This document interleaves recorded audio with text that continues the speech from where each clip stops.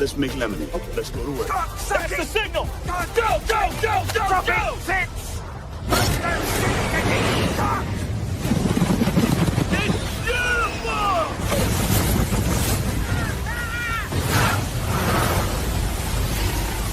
Mother Nature just pissed her pants, dude! Wake up and hit the ground running. It's The Rush, presented by Willis Auto, with Travis Justice and Ross Peterson bringing you raw, unfiltered, and unapologetic talk about sports, life, and everything else that matters. No filtered, no fluff, just The Rush. Happy Tuesday, everybody. Welcome to the Rush Radio Show, powered by Willis Automotive. Good to have you along on a Tuesday. I'm Travis Justice. He's Ross Peterson. And, of course, the Rush Radio Show is powered by Willis Automotive. And if you're in the market for a vehicle, this is where you start. New, used, or certified pre-owned, Willis Automotive has the selection, the people, and the service to make it easy. There's no pressure, no games, just a team that knows how to take care of you. Check them out at willisauto.com. If you're listening on the audio stream at therushradio.com, the Rush Radio Android app, or the TuneIn app, thank you so much. Watching on YouTube this morning, go ahead and hit that subscribe button, give this video a like, and of course leave your comments in the comments section. Do we have a phone line today, Ross? We do have a phone line. Yeah, we're good to go now. Yeah, we're set up, so rock and rolling. Call the show at 515-517-2303, and of course follow us on social media. Good morning, sir. How you doing? I'm doing well, man. How are you? You don't feel like you're it doesn't feel like you're projecting as much as you normally do. I'm not, because my wife will kick my ass. My wife will kick my ass if I project as much as I used to. If I'm in studio, because Ross has been in on the conversations this morning, and my wife's all worried because we are in a hotel, and she's like, you can't wake up the people around you. So I went downstairs this morning. I said, hey, can I use a meeting room? And they're like, well, you can, but you have to pay for that. I go, I'm only going to be in there for 2 hours. So like, I go from 7 o'clock to 9 o'clock because I'm on Eastern time zone right now. And they're like, yeah, there's an hourly charge for that. And I'm like, okay. So I go, is there anybody in the room here? And they're like, yeah, there's somebody there. I go, how about on the other side of me? And they're like, no, there's nobody there. So the desk is behind me. So I'm projecting towards an empty room. That's what I'm doing this morning. But yeah. Internet's convinced that the people in the room behind you, adjacent to you, they're going to be able to hear you. They're going to hear your annoying voice and be. Yeah. So, last night she was all worried and trust me, I don't like waking people up, but I'm like, well, this is where we're at, man. I mean, this is the show must go on. If somebody else, if we can expose somebody else to the show, then we're going to expose them in an annoying way. Yeah. Yeah. How's Savannah? You're in Savannah right now? No, I'm actually I'm in Charleston, South Carolina. So we're going to spend 2 nights in Charleston. Pretty historic city, a little fort here called Fort Sumter is here. This little place, they started a little something called the Civil War. Little place. Yeah, little something here. I've never been to Fort Sumter. Sumter. So it's been an interesting trip so far. So we left on Saturday, and we drove, and we got a late start. So because dude, I learned something. Can I give you my travel horror story? I've been waiting. I didn't even ask about it before I came on the air. I talked to you one time. You were outside of Paducah, Kentucky when I talked to you. Yeah. What did I call you? I called you for nonsense. Yeah, because you're like, what are you doing? I go, I'm driving. You're like, coming home from church. I'm like, doesn't he know I'm on vacation? Forgot all about it. And I knew you weren't coming home from church. So, instead of putting the miles on our car, I decided to rent a car. And I found a really, really good deal about a month ago. We knew we were going to do this. And so, I booked the car, unlimited miles, all that stuff. I get to the rent-a-car place Saturday morning to pick up the car. 7:30 is my pickup time. I'm like, okay, I'm going to get the car at 7:30. We'll be on the road by 8:30. Everything's going to be hunky-dory. So I walk up to the counter. It's the only place that's open because I have to go to the airport to pick it up. And they're like, hey, how you doing today? I go, hey, I got a reservation, last name Justice.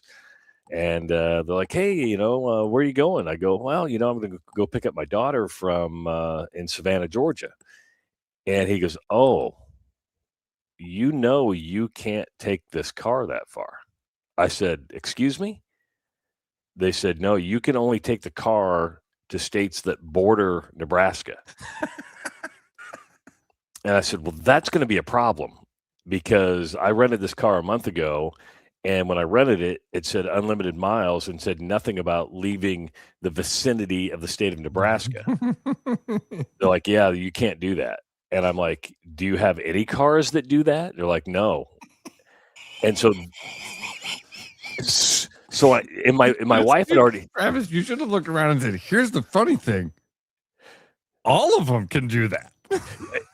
He actually told me that. He goes, we're the only ones here that do that. You can rent from anybody else here. I go, yeah, but I'm renting on 20 minutes notice on Memorial Day weekend. I booked this a month in advance knowing that I got a hell of a deal for an unlimited car for 9 days. That was like $400, right? And I'm like, I'm panicking because I'm like, well, who has cars available? He goes, well, let me check. Yeah, there's not a lot of cars available. I'm like, my whole trip is blowing up before my eyes, right? And so he goes, go try Enterprise. So they just showed up, and I had a really happy camper at that counter right there. She's like, can I help you? I'm like, I just need a car for 8 days. Get on the computer. No cars. I'm like, try Avis. I'm like, okay. So I have to go downstairs into the parking lot because for some reason they do their business in the parking lot instead of their big counter that they have there. And I'm being as nice as I can. How you doing today? Closer to the action, Trav. That parking lot desk is closer to the action. So I get on the Avis app and I found a car, and so I book it. And so I go down there. I said I got a reservation, and it only cost me about $50 more. So I felt pretty good. And she goes, yeah, that car's not here. I'm like, it just said it was. I go, I just literally booked it on the app. They're like, well, we haven't moved all our cars over from getting cleaned from last night. So if you go upstairs and wait for about an hour, it'll be here in an hour. So I went upstairs, just sat around, did nothing, came downstairs. She goes, I knew you were coming back. I saved this car for you. And I finally pulled out of the airport about 9:30. So I'm 2 hours into this. And I'm like, well, I'm already an hour behind of where I wanted to be. And Ross is kind of familiar with my obsession with time and being on time. We all are. We all get it. We all get it. It's a little OCD, right? But I let it go. Or textbook. It's either a little or textbook. I can't remember. So I get home, and Anjanette's like, you know what? Why don't you mow the yard and then do some stuff, and then we'll leave. We're in no hurry. I mowed the yard. She told you to do something. I love it. She told me to do something, and therefore I did it. Mowed the yard. We pulled out about 11 o'clock. We drove all the way to somewhere in Illinois. We got past St. Louis, Mount Vernon, Illinois. That's where we went to, Mount Vernon, Illinois. And then there's like 3 towns in Illinois. Once you get past St. Louis, there is. I mean, especially heading south, right? That southern part of Illinois is like western Nebraska gets a knock. Ooh. Going through Kansas towards Colorado, that gets a knock. Dude, that southern part of Illinois feels like 4 states. Yeah, it's East St. Louis, Mount Vernon, and that's it. Maybe Carbondale, and then it's like, okay, it's a lonely world out there. But the next day we hopped in the car. We got to Greenville, South Carolina. So that was about a 10-hour drive. I'm telling you right now, Ross, Greenville, South Carolina is where it's at. That was one of the few cities I have visited where I looked at Anjanette and I said, I think I could live here. I mean, I really think I could live here. Said that about a few places in the South like that. Yeah, one of my buddies said to me the other day, he's like, man, I'm thinking about retirement in South Carolina, and I don't know where that came from. He's never mentioned it before, but he said he went there on a business trip or something, and he's like, I think I'm going to retire in South Carolina. Well, I'm in Greenville yesterday, and I channeled my inner Ross Peterson, and you would have been proud of me. Okay, proud of me. No, see. Good. Okay. Anjanette is shopping.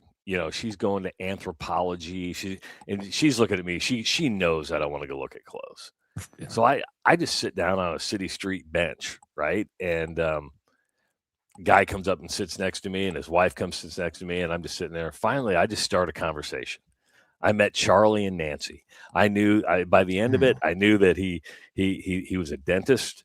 He started in public service in Guam, lived in Guam for 6 years, met his wife in Hawaii, moved to Colorado. They adopted a child that had some special needs. They moved to Greenville because they have a special school. I had all this information. What a life. Yeah, what a life. Yes. They didn't marry till they were in their 40s. They adopted this daughter who was born from a drug addicted mom. So she had some problems, went through this whole thing, you know. He goes, "What do you do?" I said, "Well, that's an interesting question." I talk to idiots on the internet. But I diverted it because I said, well, you know, I work for MCL Construction, but I do a radio show for 15 years, 16 years. My partner and I were with iHeartRadio. And he goes, "Oh, you're a believer." I said, "Excuse me?" He goes, "You're a believer." I go, what do you mean? He goes, "Well, the iHeart station here is a Christian station." I go, oh, no. I said, "No, the iHeart station I work for." Oh, no. No. It's not that I'm not a believer. Not that I'm not a believer. But I said, at that point, I didn't say I was Catholic because I think they would have been judgmental at that point.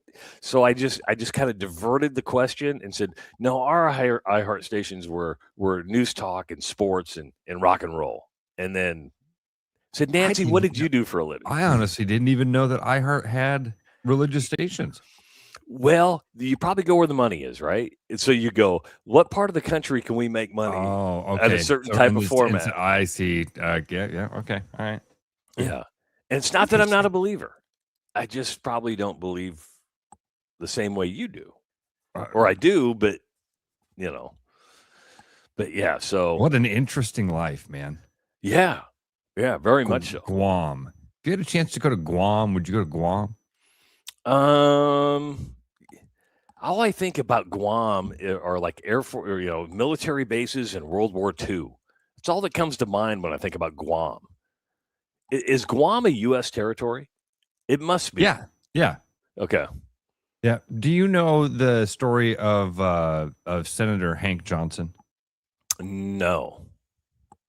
He is he's a Georgia representative congressman, Hank Johnson. He had a fear one time talking. This is a true story. This is a sitting, still active member of the House of Representatives talking to a Navy general concerned about the amount of people that were going to the island of Guam. And if we send too many people and too many ships and too much stuff, aren't we at all worried that the island is going to tip over? No. I'm not making this up, Travis. This guy said this wearing a suit. Acting important. This gentleman said to a Navy general, "Aren't we at all concerned with the islands capsizing? If we put too much stuff on the island, can't the island tip over?" And this Navy general has to look a congressman in the face and say, "No, sir, we've never considered that."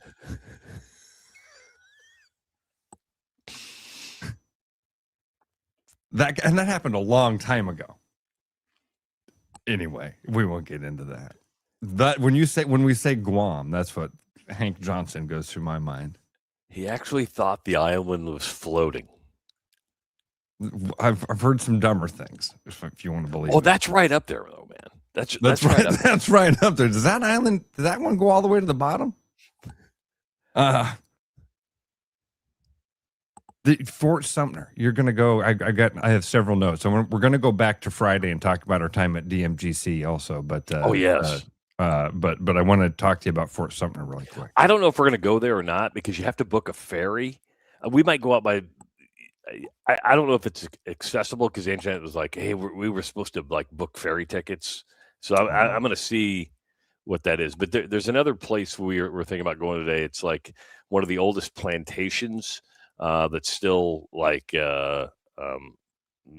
they've kept it pristine since. Charleston is interesting. We were walking by a building last night, and it was one of the largest slave trade buildings around. They don't run from their history. They mark it. They say, hey, some bad things happened here, but it's just amazing the stuff that you walk around. You're like, they have all these signs on the buildings. You're like, wow, there's a lot of stuff that happened here since the 1500s when this place was founded. It's almost a replica city of a city in Barbados.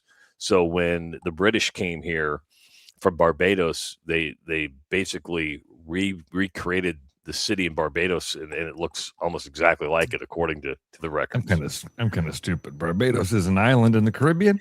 Yeah. That I believe is part of that. Look at this guy. I don't know if it's part of the BVA or not. The British Virgin Islands. Regular old Rand McNally over here. I don't know if Barbados would capsize as well. I don't know how much stuff you can put on it. I don't know. Yeah, we haven't figured it out yet. No, not yet. So, but yeah, it's Anjanette knows me. We like to people watch, or at least I like to people watch. I could just sit around and just watch people all day long. Now, true story. The true story that Fort Sumter's where the Civil War started. Battle of the Civil War. Yes. Okay.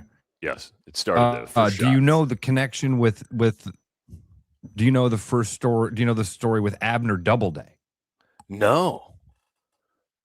Okay, does that name ring a bell to you at all? Yeah, Abner yes. Doubleday. I think I learned Abner Doubleday in one of the National Treasure movies. But go ahead. Really? I'm trying to think if Abner Doubleday was mentioned in National Treasure 1 or National Treasure 2. Oftentimes and largely credited with being the inventor of baseball. Okay. Abner Doubleday. Also, good line of logic to think he might have been the first person to fire a shot for the North in the Civil War. Really? Same guy that is credited with inventing baseball, and there's a lot of loose facts you got to use to get to that. But he for a long time he was credited with being the man that invented baseball. There's also, because he was like the commanding general at Fort Sumter, and one of the rules at the time was that the highest ranking officer was the first one to fire a shot. So there's a line of thought to believe that Abner Doubleday fired the first shot for the North and then invented baseball. Okay, you guys got it from here. I'm going to go invent a game. You guys got it from here. Sure, that's how that went. So anyway, if you're in the mood for the Abner Doubleday rabbit hole while you're in Fort Sumter, do that. Nice. So yeah, we'll spend today in Charleston. We're going to spend the night here again, and then we'll head to Savannah tomorrow, and then we'll leave Savannah on Friday, go to Oxford, Mississippi, and then head home later on this weekend. Yeah. Tyler thought Merle Hay was in the Civil War. Merle Hay, I believe, and he just said this, I believe Merle Hay was the first Iowan to die in World War I. I think he was 16. Really? Something like that. He was a kid. Fact check that, Tyler. Tyler's fact checking himself this morning. That's a Tuesday morning right there when you're fact checking yourself before 6:20. Right. He's like, I type, and then goes, no, that doesn't sound right. Let me go correct myself. Your promptness was on display on Friday when we needed to be at Des Moines Golf and Country Club. We decided we were going to meet there around 1:30, I believe. I rolled in around 1:15 and was already getting phone calls from you about. It's not true. Oh. It's not true. All I did is I texted you and said, hey, bring the Starlink. Yes, you did, which was a good reminder. Yeah, because I did it the day before, and I thought, I better do it one more time because Ross tends to forget. Walking out the door, and you sent me that text. I was like, oh, yeah. Perfect timing. Where I was, you were pulling up to Des Moines Golf and Country Club, and we were at the bag drop, and you were just driving. You're on your phone. I didn't know you were on your phone. And I'm like, hey, Ross, we're at a golf course to where you can drop your bags off and they take them out for you. You were just going to go park and carry your bags all the way back. That's true. That was going to do that. And I'm like, That's stop. And you're like, what's going on? I'm like, they're here to get your bags for you. Get your bags. You're going to live like they ever have lived for the next 2 hours. Just shut up and enjoy it. Act like you've been here, is what Travis's instructions to me were. Here's where Ross was really smart, and I wasn't.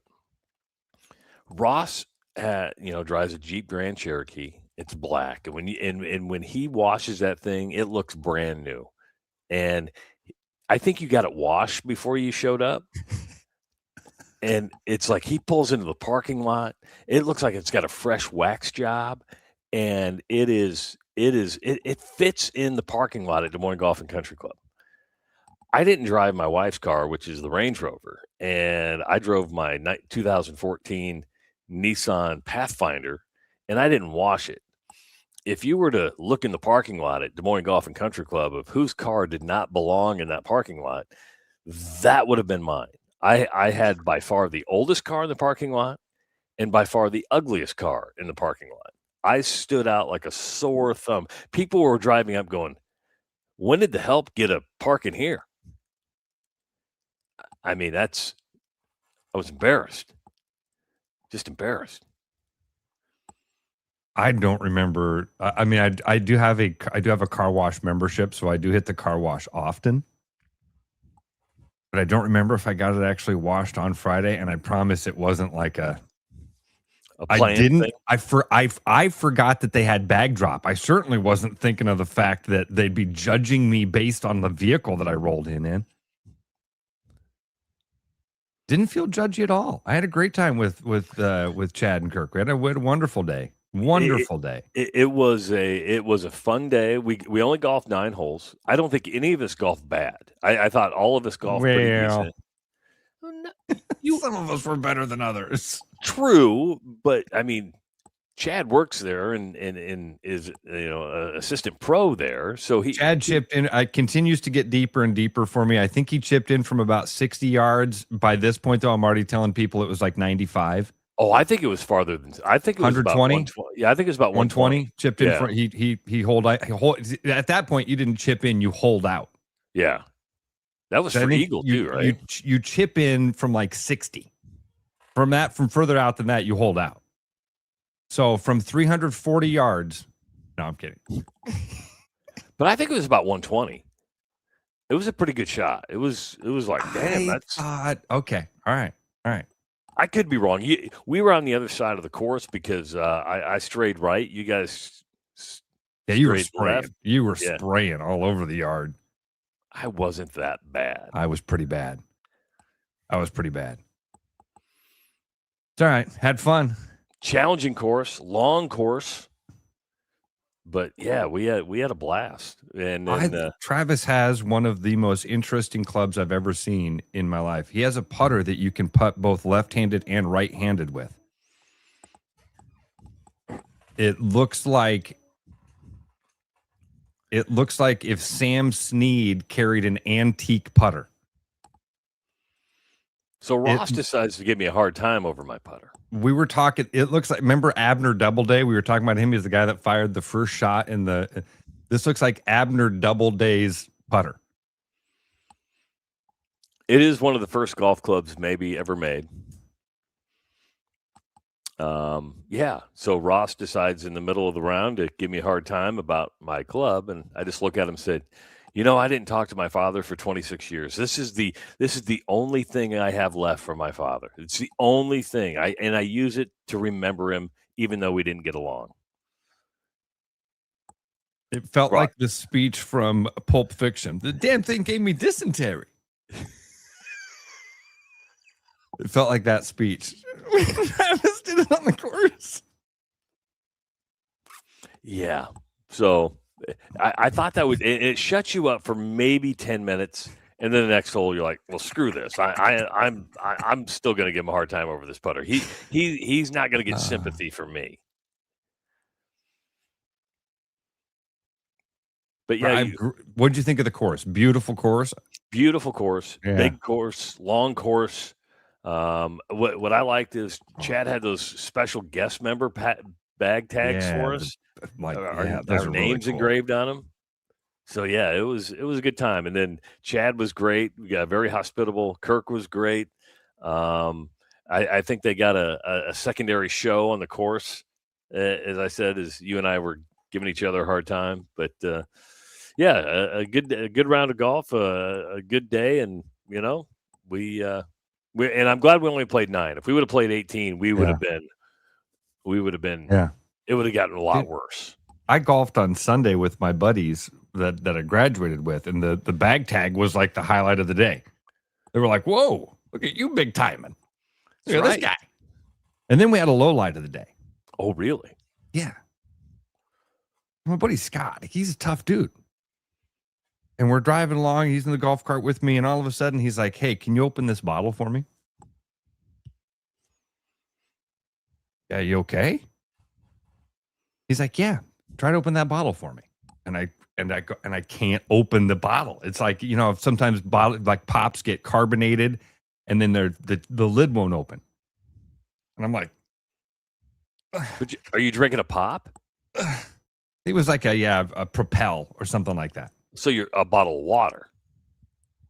Yeah. So, yeah, it's a bottle of water. It's not even carbonated that I know of. Flag asked, how hungover was he? He was really, it was pretty bad. But anyway, we're talking about how like demasculating it is. Is that the right word? Where you you try once to open something and it doesn't open. Now all of a sudden you feel really weak. You're like, oh.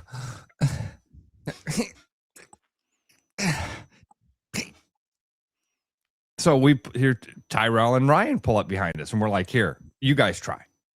And even Tyrell did the same thing. Scott goes, "Hey, Rex, can you try to open this for me?" Emasculating. Thank you, Mike. And Tyrell goes, "Are you okay?" And he's like, Yeah. Just try to open this. Tyrell grabs on it. Tyrell's an electrician. He's like, "Damn, what is wrong?" Childs, come here. You try it. He even takes his golf towel and tries to open it. It's impossible to open. 4 nearly 50-year-old able-bodied men cannot open this Propel bottle. So there's a threesome playing behind us. They're playing pretty fast. We're going to let them play through. They pull up on the tee box. My buddy's like, "Hey, we'll let you guys play through, but we have a physical challenge for you. It's not a practical joke. Can any of you guys open this bottle?" And they're like, "What? What's going on?" We're like, "It's able-bodied 50-year-old men. We can't get the bottle open." The first dude walks up, grabs a bottle. All you guys did was loosen it for him. That's the way you got to look at it. It was so tight that you guys got it to the point where it was finally openable. Well, at least nobody knows who we are. And then one of the other guys goes, "Hey, are you the Hawkeye guy?" Yeah, rushradio.com, Black and Gold Rush, starting again this fall. 515-517-2303 is the number to call. Hey, guys, if you're not feeling right, like Ross, who couldn't open a bottle of Propel, do not ignore it. Treat it, but treat it your way. Urology Center of Iowa has a dedicated men's health wellness center designed to restore your confidence and your comfort and put you back in control. Because at UCI, you will get a personalized treatment based on you and nobody else. You deserve a clear plan, a private, tailored experience, and judgment-free care. That's UCI. Schedule an appointment with UCI today at iowauro.com. It is the Rush Radio Show, powered by Willis Automotive. The Rush Radio is now on the free TuneIn app, allowing you to enjoy the show on Apple products and Android Auto. Download the free TuneIn app and search the Rush Radio to take Travis and Ross wherever you go. With the Iowa Lottery's new Millionaire for Life game, you could win $1 million a year for life. That could make you a My Dream Job is No Job-ionaire. A front row tickets to every show-yonaire. A hire a personal glam squad for you and your bestie-yonaire. Yep, a little further. Or just to never run out of your favorite pickles-yonaire. With Millionaire for Life from the Iowa Lottery, And you can change your life for life. Play today. When you work with a company like Mr. Electric that goes above and beyond and makes the customer their priority, that is just a real joy to encounter these days. It was a fairly complicated project and it was intimidating. They made it look so easy and they were very professional, very clean folks. They thoroughly explain what they're going to do. It's clear that they're experienced and that they know what they're doing. Having professionals out there that can do that for me, that gives me a lot of peace of mind. Keep your edge with Body Armor Sports Drink. Bold flavors, electrolytes, and hydration that goes the distance. Grab Body Armor before the grind, during the game, and after the win. Body Armor Sports Drink. Hydration that's real and better for you. Pick up Body Armor Sports Drink on your next grocery store run or convenience store trip. My name is Gary Presnell, and I'm a residential home mortgage banker for Northwest Bank in Des Moines Metro Market. I've been financing people's homes for over 25 years, and I'm an expert in financing VA loans, FHA loans, IFA loans, and new construction homes. This is my cat Norm. Norm knows basketball, but he doesn't know mortgage. And that's where I come in. There are a lot of Tom, Dick, and Norms out there doing loans. So don't just trust anyone with your home loan. I'm your local, trusted, experienced expert. Please call me. I would love to help you. Call Gary at 515-975-6767 or find his profile at nw.bank. Member FDIC, Equal Housing Lender. From first drives to lifelong traditions, Willis Nissan is with you every step of the way. Whether it's meeting up on campus, heading to Waterworks Park for the Willis Nissan Summer Series, or just enjoying an evening out, we're proud to be part of what drives the Des Moines community. Because supporting our community means supporting you through every mile, every moment, in every stage of life. Come in and see us right now to take advantage of our $399 per month lease on the award-winning Kicks with only $1,000 due at signing at Willis Nissan. Every business has priorities, and Priority One Heating and Cooling is no different. As a service provider, we prioritize quality air conditioners and furnaces that will keep your home at your comfort level year-round. As a small business, we prioritize doing things the right way and treating people fairly. As a truly local business, we prioritize our community. As a veteran-owned business, we prioritize duty and commitment. For big business service with local value, trust your home to the place where you are always Priority One. Hi, it's Noel. If you're thinking about popping the question, start with a jeweler you can trust. At Fiscus Jewelers, we offer the largest inventory in Ankeny, featuring stunning engagement rings and rare and forever natural diamonds, pre-screened with advanced technology. If you don't see exactly what you're looking for, we'll custom design it together, and our CAD drawings are always free. And when it's time to say I do, don't forget the guys. We offer the largest selection of men's wedding bands around. Fiscus Jewelers, your jeweler for life. Back to the rush. Strong opinions, weak filters, and just enough sense to stay on the air. It's the Rush Radio Show, powered by Willis Automotive. You know, if you're in the market for a brand new home, there's a couple things you got to do. When you want to start looking for that home, you call Ross Peterson in Agency, Iowa, and Ross will help you get situated into a house that you would like. But before you can move in, you're going to need a loan for that home, and you're going to need to call Gary Presnell. He's a mortgage banker with Northwest Bank, financing residential homes the past 25 years. He offers VA, FHA, and IFA first-time buyer loans, conventional and new construction loans, with all approvals done locally by Northwest Bank. Gary can get your loan pre-approved in 30 minutes or less. It can happen after hours during the week or even on the weekend. If you want a trusted local mortgage professional with years of experience to handle the largest purchase you're going to make, you can trust Gary to take care of you. Give him a call at 515-975-6767. All that stuff. You're going to need that pre-approval before we go look at a house. And the trusted local, those things all matter when it comes to your lender too. It is those are all important things. He ain't lying to you, folks. Big facts. Travis is spitting at you. Big facts. That's what this show is all about. We come with big facts. We should have just called it that. Big facts. Big facts. Yeah. Here's a big fact. Dudes are weird, and when you're at dudes are really weird, and people are sophomoric. I'm sophomoric. I feel like I'm 16 years old all the time. And, of course, ESPN has been playing a lot of softball lately because you've got the NCAA softball tournament. You've got the NCAA softball College World Series coming up this week. But this past weekend in a super regional, you had Texas taking on Arizona State.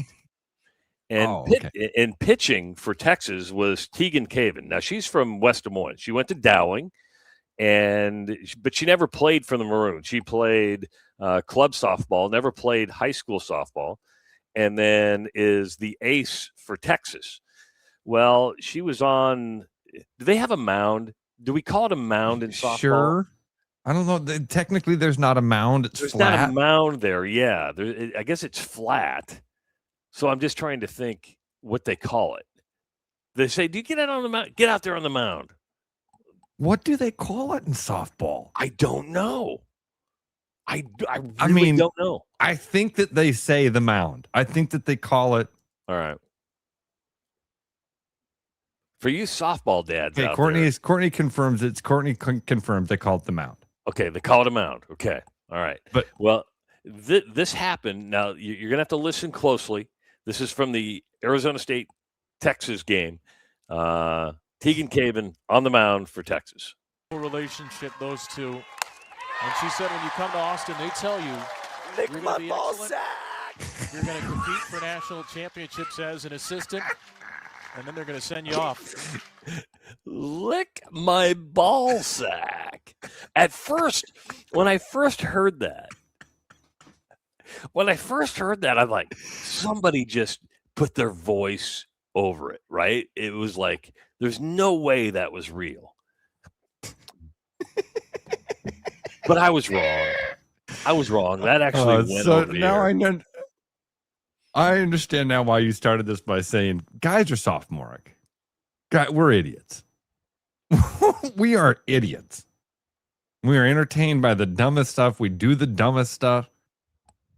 And then you started talking about college softball. I thought you were going to talk about the Texas Tech versus Florida matchup that happened. Did you see what happened with the Texas Tech Florida game? Where they didn't shake hands at the end? Well, we'll get into all of the stuff that happened that involves guys being idiots and whatnot. But because Travis, when I first heard it, I don't know why my very first instinct, like instant reaction, was like, oh my gosh, why would the sideline reporter guy even say that into his microphone in case it was hot? Lick my ball sack.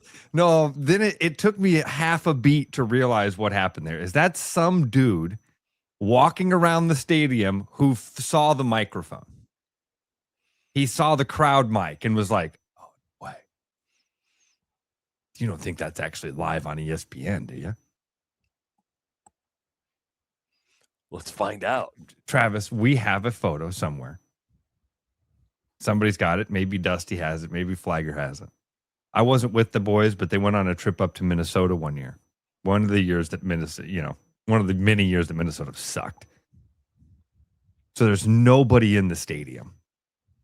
But and I'd have to have the boys tell the story because I wasn't there. All I know is I get a photo sent to me watching the Hawkeye game one day of Chris Flagg running an ESPN camera. He's like running a camera. He's in the camera stanchion thing, whatever, all by himself, running a camera. And the boys were drunk. They were walking around. They saw an empty camera sitting there that was either auto run or was off and not in use or whatever. And so Flagg just climbed up on it and acted like he's the cameraman. I mean, he looks like a key grip. You know what I mean? He looks like he's there to run some cable. Yeah. I mean, if you were to look into the camera well and you see Flagg, you're like, that makes sense. And he's pointing it at people and people are reacting. And if there had been a microphone there, do you want to know what he would have said? Lick my ball sack. Fucker, I did.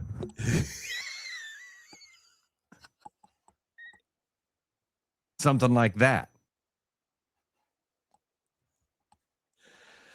Oh, man. You know that guy's going to work today? Go, watch this. It's me. It's me. You guys recognize his voice? Hey, you guys recognize his voice? Lick my ball sack.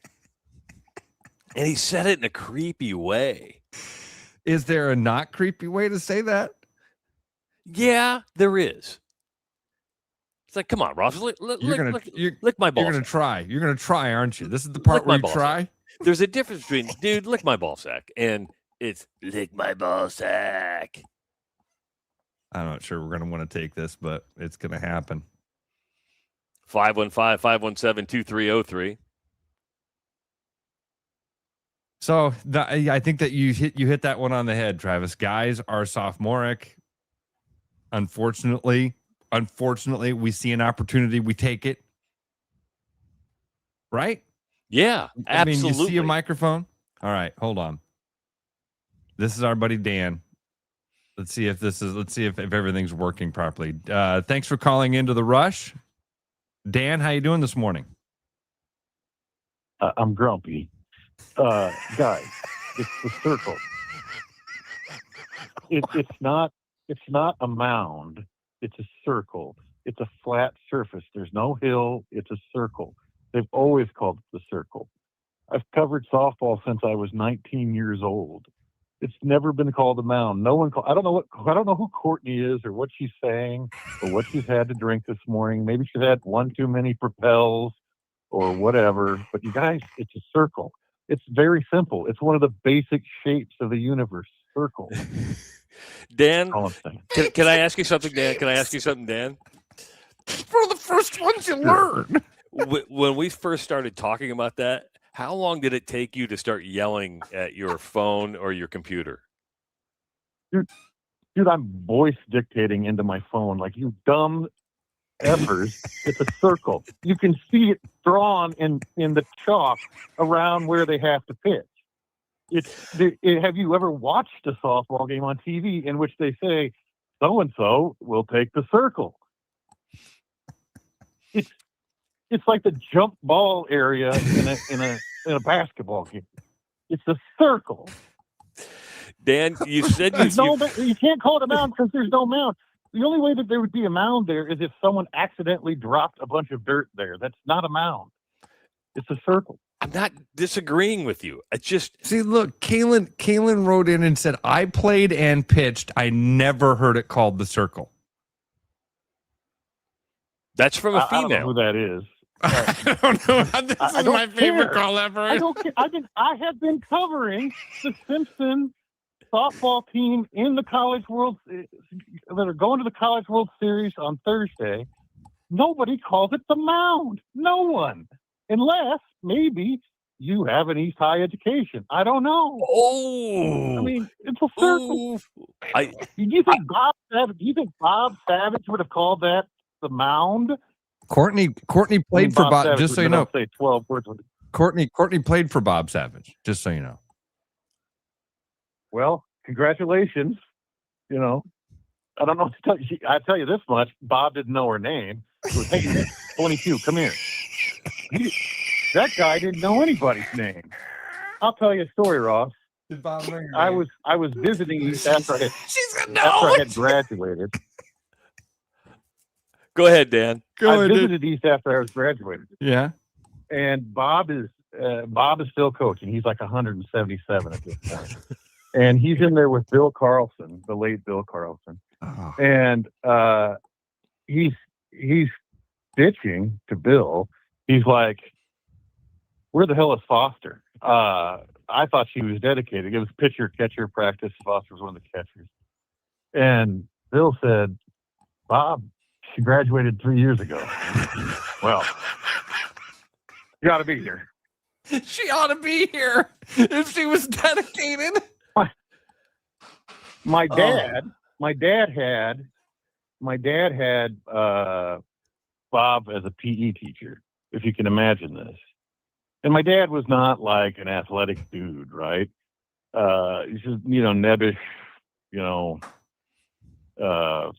photographer kind of guy.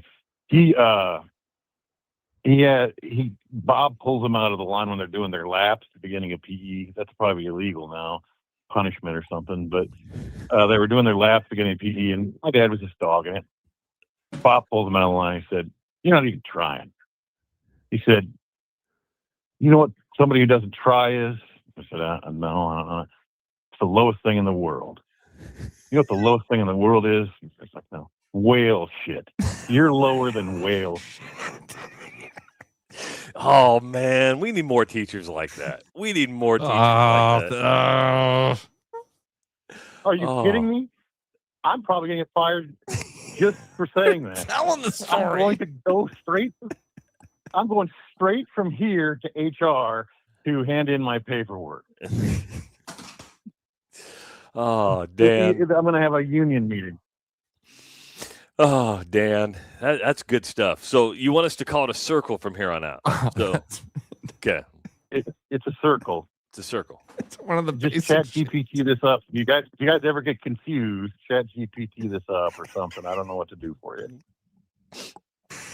Oh, thanks, Dan. Thanks, Dan. It's not the squared circle like in MMA, just a circle. Just a circle. All right, I'm out of okay. here. That's an awkward. Have a great Tuesday, buddy. Have a good week. Thanks, man. Later. Oh, that's one of my favorite starts to a call. Oh, that's one of my favorite calls of all time, top to bottom. But how you doing, Dan? I'm grumpy. All right, so here's the deal.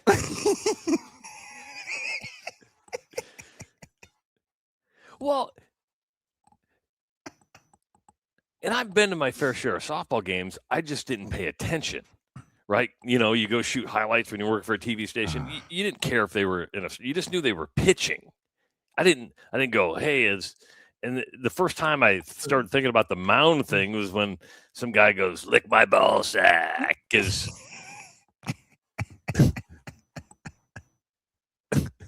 that's why we wanted to talk about it, was because of the sophomore guy.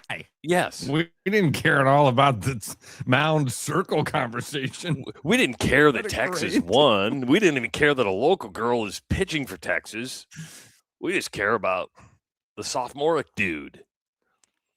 You know, Dan? Man, Dan, yeah, I went. So Dan's a couple years older than me, but went to East. Dan has always been that much fun to talk to. Always. Okay. Always. Just a really, really smart guy. Great conversation. Sarcastic, incredible sense of humor. But more importantly than any of that, really smart guy that just fun to talk to. You can tell in 3 minutes on the phone with us, or whatever it was. It's funny because when he was talking, I knew that he was yelling at it, whatever he's listening to us on. It's like, I'm dictating into my phone. He's like, screw it, I'm going to call him and just tell him exactly what I think. By the way, we could open the phone lines up for Bob Savage stories and buckle up. You know what you are? You're lower than whale shit. You're lower than whale shit.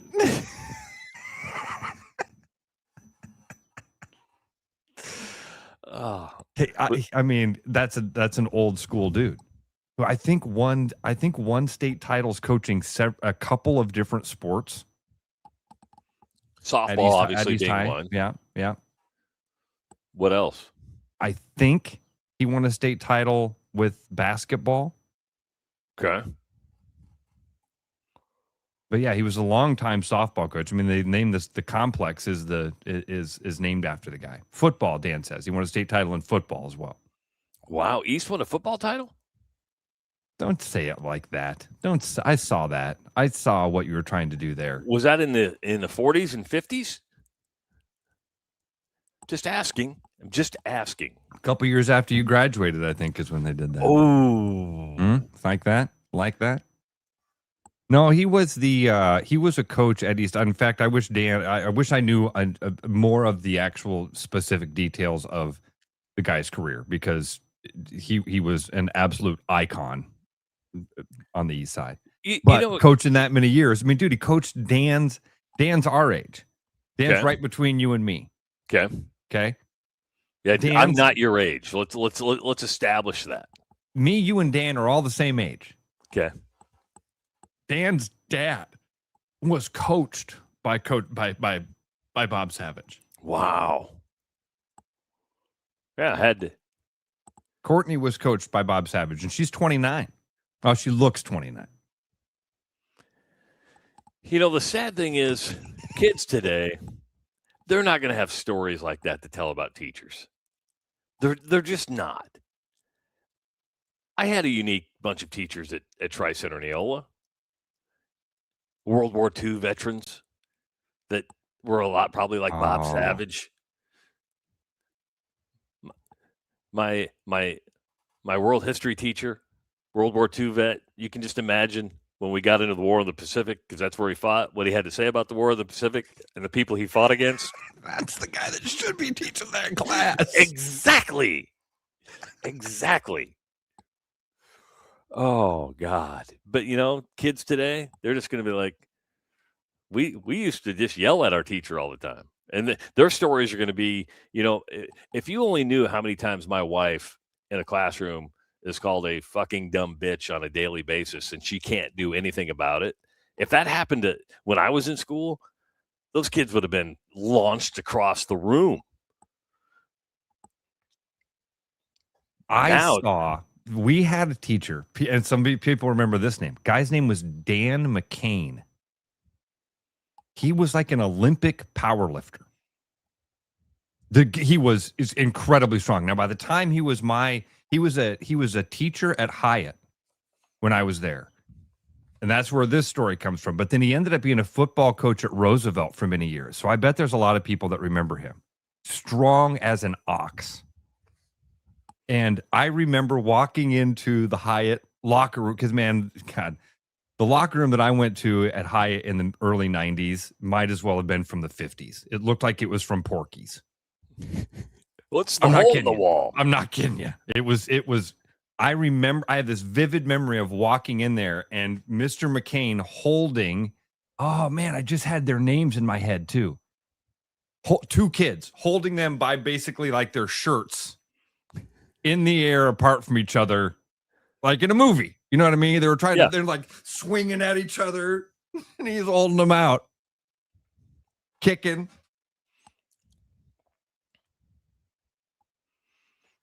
A teacher couldn't do that today. No. Anjanette is not allowed to put her hand on a student, even to break up a fight. They're like, you've got to call security. She can't separate. She's like, get on the walkie-talkie. And what? Oh yeah, it's you cannot do anything. The kids run the classroom, man. Kids run the classroom. She's called names daily. So does Dan work for the Register? No, I don't think so. I don't know what Dan. No, because he says he's teaching. Oh, well, he said he's covering Simpson softball, so I didn't know if he's working for the Indianola Times-Herald.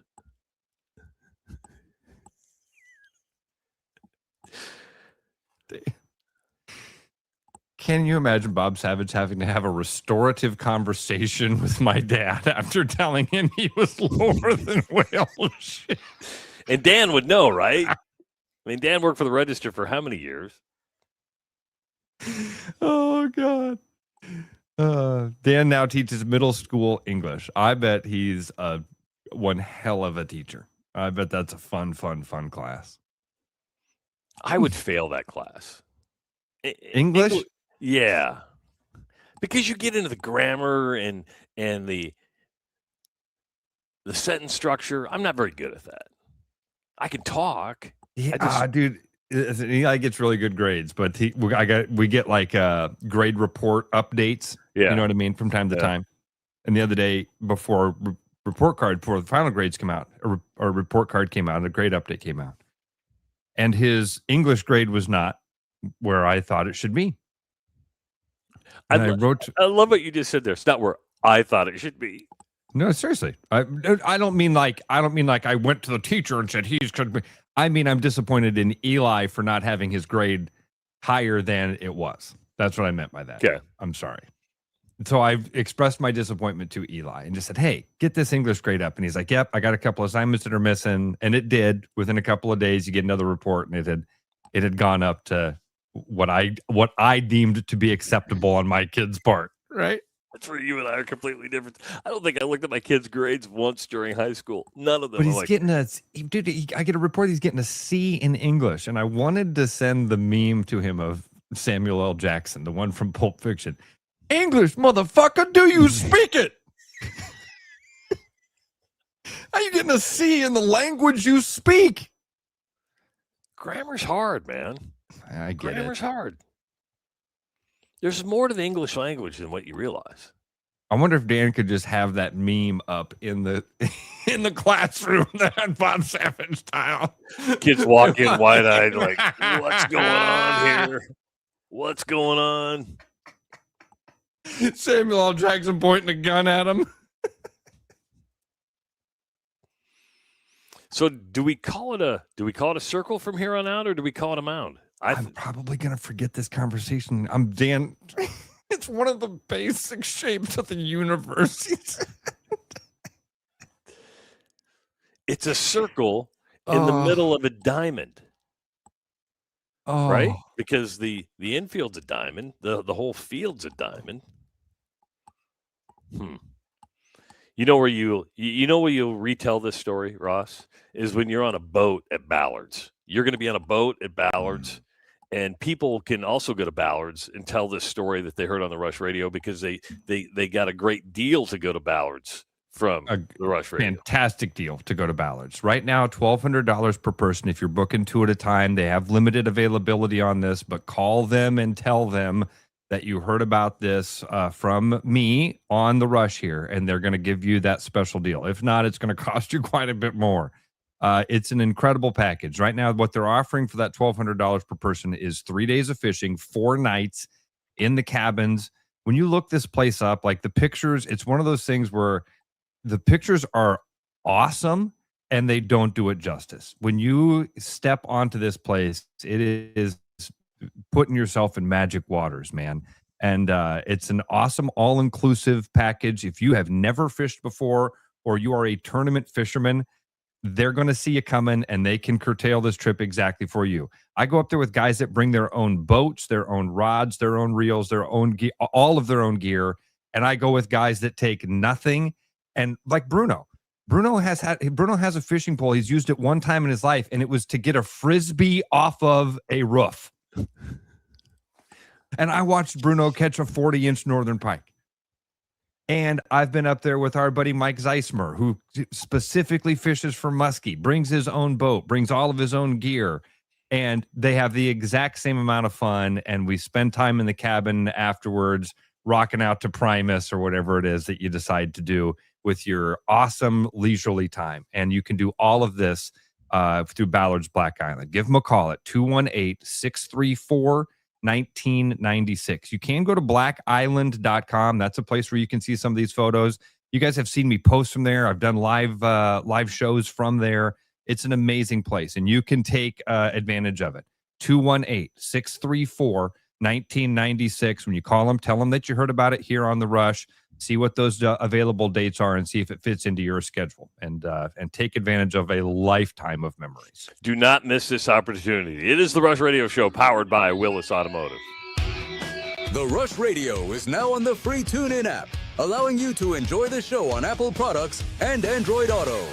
Download the free TuneIn app and search The Rush Radio to take Travis and Ross wherever you go. With the Iowa Lottery's new Millionaire for Life game, you could win $1 million a year for life. That could make you a My Dream Job is No Job millionaire. A front row tickets to every show millionaire. A hire a personal glam squad for you and your bestie millionaire. Yep, a little further. Or just to never run out of your favorite pickles millionaire. With Millionaire for Life from the Iowa Lottery, And these. you can change your life for life. Play today. At Iowa Floor Covering, we believe great floors start with great service. Whether you're looking for a plush carpet, durable LVP, timeless hardwood, stylish laminate, or beautiful tile, including custom tile showers, we'll help you find the perfect fit. No pressure, no pushy sales tactics, just honest guidance from a team that listens. DIY Weekend Warrior, we've got the products and advice to set you up for success. Iowa Floor Covering, floors you'll love from people you can trust. There are a lot of reasons to want a self-driving mower from Iowa Mobotics. Being automated gives me more time to do my hobbies.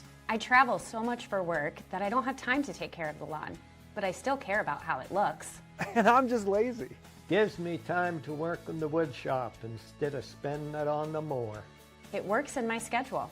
And I just really hate doing it.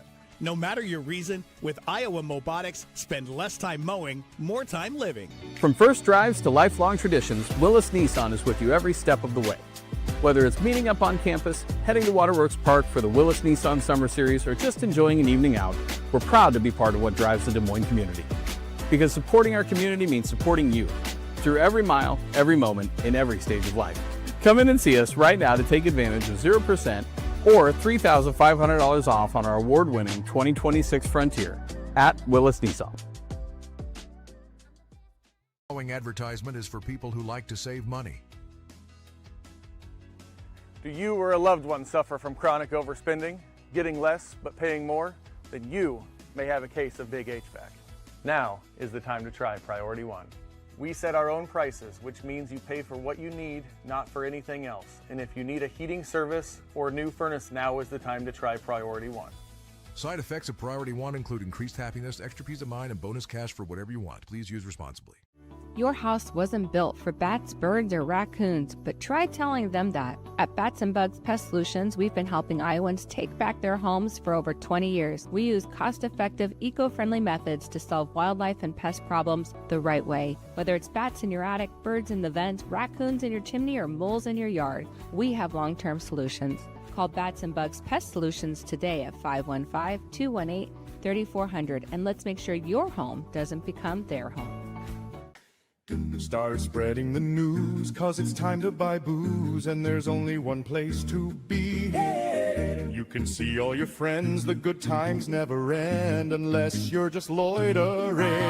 It's Central City, we can make your dreams come true. No guarantee your dreams will come true. Central City, all this booze is waiting for you. Look at all this booze. Game on, keep your edge with Body Armor Sports Drink. Bold flavors, electrolytes, and hydration that goes the distance. Grab Body Armor before the grind, during the game, and after the win. Body Armor Sports Drink. Hydration that's real and better for you. Pick up Body Armor Sports Drink on your next grocery store run or convenience store trip. Like a rash you thought was gone. Travis and Ross aren't contagious, but they are addictive. It's the Rush Radio Show, powered by Willis Automotive. Welcome back to the Rush Radio Show, powered by Willis Automotive. You know, we talk a lot about trust on this show, and that's why we're proud to be powered by Willis Automotive. They've built their reputation on doing things the right way, fair pricing, great service, and treating customers like people, not transactions. Whether you're buying today or just starting your search, start at willisauto.com. You'll be glad you did. If you're listening on the audio stream at therushladio.com, the Rush Radio Android app, or the TuneIn app, thank you so much. Watching on YouTube this morning, hit that subscribe button, give this video a like, and leave your comments in the comment section. You can always call the show like Dan did earlier at 515-517-2303 or follow us on social media. What's up? Dan has called. Sorry. I thought I got a little frog in my throat this morning. A little frog in your throat. Dan has called back in. He says he's got one story to tell us real quickly. Do you want? Is it okay if we start the 7 o'clock hour with this? Dan? Absolutely. Only if it's as good as this first call. Well, that's a high bar. Dan, thanks for calling back, buddy. What's up? Sorry, I was mixing my Miralax and Propel cocktail here. When you're old enough, you'll know what Miralax is. I'm older than you, man. So Travis was talking about the way teachers are treated and stuff that's said to them. So every year, you have a couple of days at the beginning of the year where you try to, build relationships with the students. That's their talk. Just learn to tolerate each other. And so one of my first years, I was like, okay, so we'll do like a Reddit AMA. Ask me anything. First question. I'm not making this up. First question. Go raise their hands. Like, how did you get so fat? And that ended the only Ask Me Anything session I've ever done in my career. How did you get so fat? How fat are you, Dan? That's fat. I mean, I don't know. I lost like 100 pounds. I don't know. Attaboy. I'd have to look it up. But the answer, of course, is excellent hand-to-mouth coordination. I mean, like Olympic level. I mean, if you listed my superpowers, it would be in there. But I got the GLP-1 and the I'm fine. Good for you, All right. Dan. I'm Good, fine. good. That's I mean, great. I teach middle school. I'm filled with rage and anguish, but it's fine. It's fine. I'm going to go in there. I got 8 more days with these people, and then some of them I'll never have to talk to again. But who's counting the They're days? the kind of people that you see, and you're like, you see them them in the grocery store, and like, I'm just leaving the store before I have to talk to that person. You never know where you're going to see a former student, do you, Rob? We won't tell the story, but you just never know where you'll see a former Oh student. my gosh, I forgot about that story from Friday. Yeah. Never mind. Never mind. Thanks, Dan. See you, man. Yep. Oh, yes. There are some stories in the golf course that just stay on the golf course. Just I have told this story on the air in the past, and I can't remember the lady's name. Some of you would know her. She's the porn star that's from that group that lived in Des Moines here for a short period of time. Yeah, I remember you bringing her name up, and because you went to high school with her, right? I didn't go to high school with her. Apparently, I don't remember. Apparently, she went to East, though. She went to East. Yeah, she was a couple years older than me. And I think went to East for a short period of time. Well, I know she went to East for a short period of time because that's how I heard this story. Was that a former administrator was at a dinner, and this woman comes up to him. It's like, hey, I think I know you. He's like, you know me? She's like a 10. Yeah, you know me. Yeah. Yeah, Did he say, I think I know you? No, he did not. But then we ended up finding out, she was like MILF of the year and stuff. She's like a wow major porn star. And tell me that Ross does watch the AVN shows that he knows MILF of the year. No, AVN is adult. What's that stand for? Adult Video Network. Or is it AV? The Adult Video AVA, Awards. Adult Video Awards. Yeah, the AVA. I'm a big awards show guy. I mean, because Corey Chase has won that award several times. That's a woman, obviously. Yes. Yeah. The reason I know Megan that, Fox has been up there. See, feel like if you said her name, it would ring a bell of the one that it was. Because anyway, whatever it is. Ross, you are a brilliant man. I know I don't tell you that enough. But every time we talk baseball, you reiterate the 2-week rule, right? And that is things can change in 2 weeks. And boy, have things changed for the Chicago Cubs. Oh, because 2 weeks ago we were talking about the Cubs maybe running away with the Central. They put together 2 10-game winning streaks. Think about 2 10-game winning streaks in a season is hard enough to do. To do it as early as they did was almost impossible. Well, now the Cubs become just the second franchise in the expansion era to have 2 10-game winning streaks and only turn around to lose 9 in a row. The last team to do that were the Dodgers in 2017. And the difference here, Ross, is offense. And when the Cubs were winning 10 games in a row, we were talking about their offense. In their second 10-game winning streak, they averaged 5.9 runs per game. In their first 10-game winning streak, they averaged 7.2 runs per game. In the 9-game losing streak, they averaged 2.6 runs per game. Wow. That is and we knew the Cubs pitching wasn't fantastic, but when you got run support to 6 to almost 8 runs per game, that's going to help your pitching staff out. If you're only going to get 2.6 runs per game, rounded up to 3 or rounded down to 2, the Cubs pitching staff isn't going to be able to handle that. And they've gone from 3.5, 4 games up in the Central to now 3.5 games back in the Central as Milwaukee has taken over first place. Every team in the Central still has a winning record, but things have changed dramatically for the Cubs. How about that?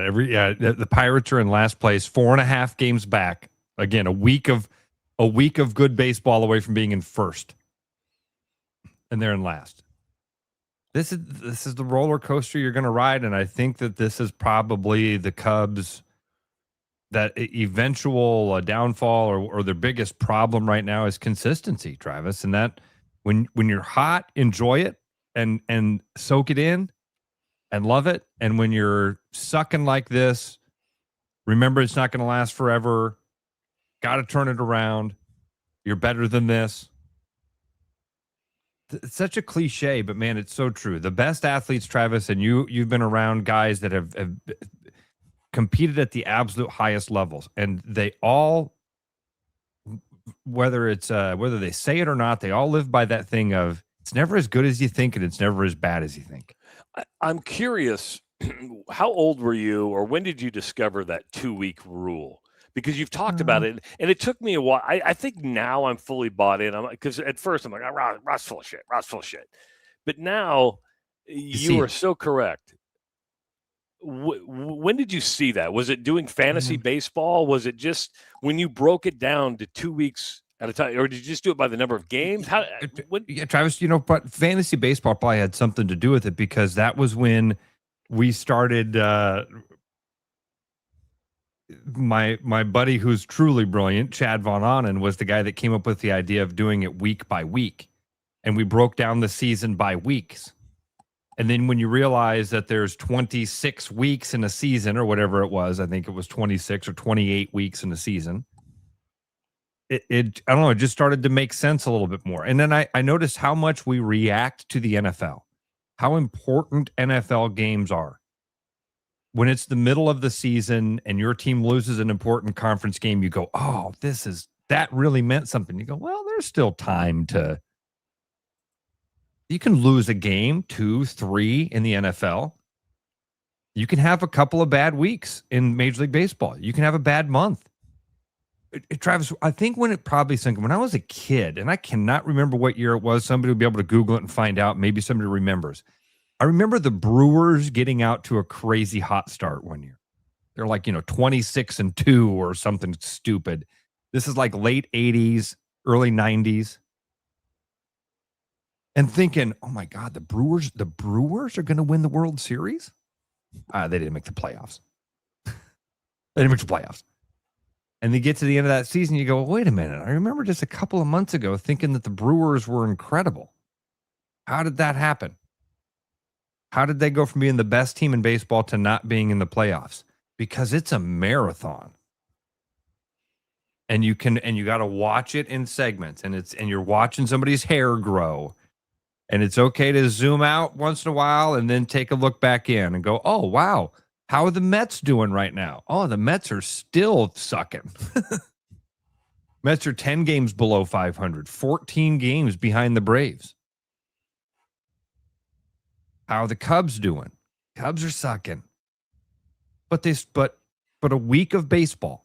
Man, they're 3.5 back right now. Is that what you're showing? Yeah, is that what you said? 3.5? You've got Milwaukee leading the Central. You got St. Louis 2.5 back. The Cubs are 3.5 back, and the Pirates are 4.5 back, you said? Yeah. Reds are 4 back, Pirates 4.5. Throw a blanket over the division, man. It's crazy. But the run production, obviously, the big difference there. And all of a sudden, the Cubs' bats have gone quiet. And when you go from, again, 7.2 runs per game in a 10-game winning streak, 5.9 runs per game, dropping down to 2.6 runs per game, that's not going to get it done. Right now, the Brewers are in first place. Pat Murphy, one of my favorite managers. And I only say that because he's a manager that I've met several times.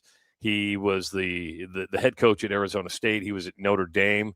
Of course, got fired at Arizona State for cheating, which would be legal now.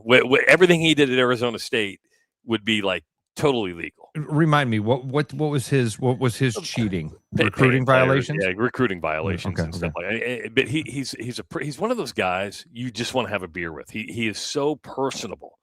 And he's just fun to be around. And that's what I remember from his days at the College World Series.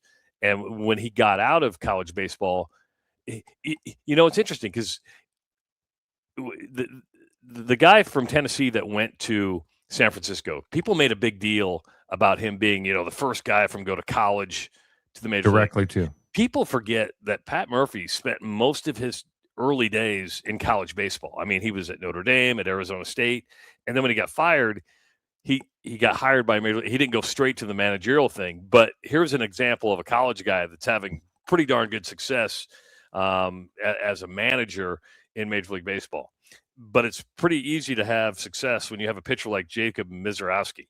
Did you see what he did last night? No. So he threw 57. Well, first of all, he struck out 12.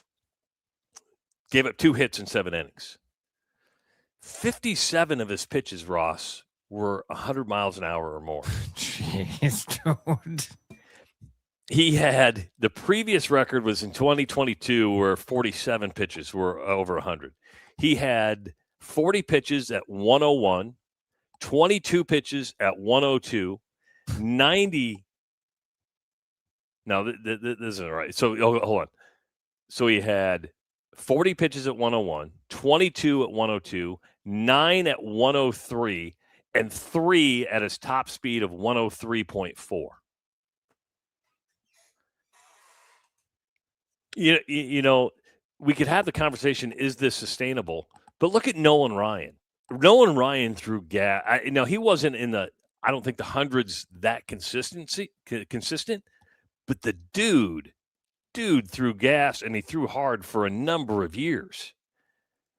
But can you imagine the torque on your arm? Oh my gosh. So I think Tyler's asking the right question. Has Miz had Tommy John yet? And my guess is yes. It's very common for dudes to even go through that now in college. So my guess is yes, but I don't know that for sure. Travis, it's just so much more common now for guys to throw 100 miles an hour, and I think you can credit that to how much younger guys are focusing on the techniques. I mean, dude, look in Des Moines, Iowa, with the D1 program and the BATS program and sticks and all of the different things that kids can do, where you're going out there, you're getting your spin rate evaluated when you're 12. And that's been going on now for about a decade or more. The really detailed fine tuning, all of that stuff. And now you got guys that can throw 57 of his pitches were over 100 miles an hour. A new record since they started keeping track of that stat since 2008. He said the last record was that he broke the record from 2022, which was 47, and that's pretty high. I mean, that's hot. 47 is high. That seems crazy high. If you would have told me like 12 pitches, I would have been okay. That makes sense. 57, and 40 of them were at 101. 40 of them at 101.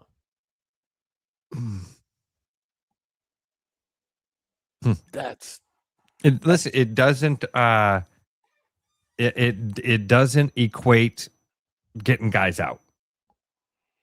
Remember Kyle Farnsworth? Yeah.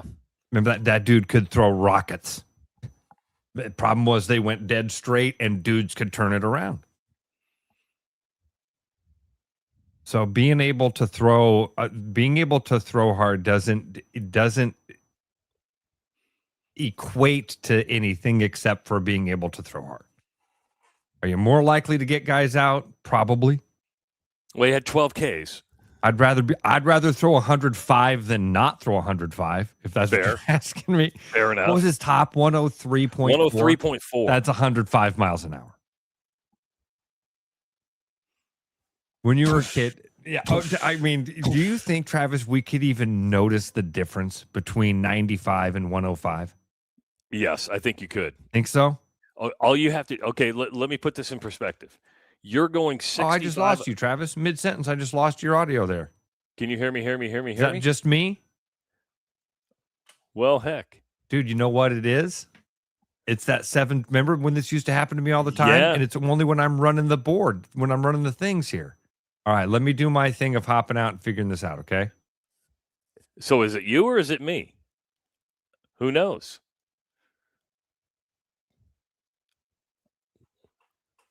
So who can hear me? Can you hear me or can you hear Ross? That's all I want to know.